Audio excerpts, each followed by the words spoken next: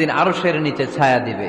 তার মধ্যে এক শ্রেণীর ব্যক্তি হচ্ছে রজুলুন তাসাদ্দাকা বিসাদাকা ফাআখফাহা। এক শ্রেণীর ব্যক্তি হচ্ছে ওই ব্যক্তি যে গোপনে আল্লাহর জন্য দান করে। আল্লাহর কাছে এই দোয়াটা যেন আমরা করি, আল্লাহ কিয়ামতের দিন তুমি আমার হিসাব নিও না, আল্লাহ তুমি আমার বিচার বসিও না, আল্লাহ তুমি দয়া করে আমারে মাফ করে দিও। আল্লাহ যার বিচার করবেন ও জাহান্নামে যাবে, আর যার বিচার করবেন না সে জান্নাতে যাবে।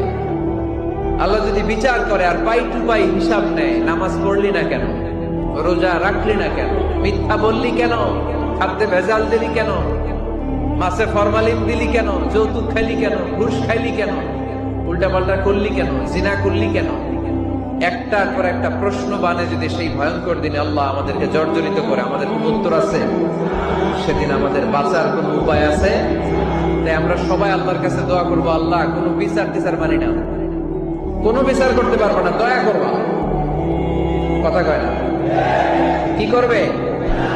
এবার আওয়াজ করে বলেন, বিচার চান না দয়া চান? অন্যায় করেন না কেন, আল্লাহর রহমতের দরিয়া, আল্লাহর রহমতের দরজা আপনার জন্য খোলা আছে না নেই?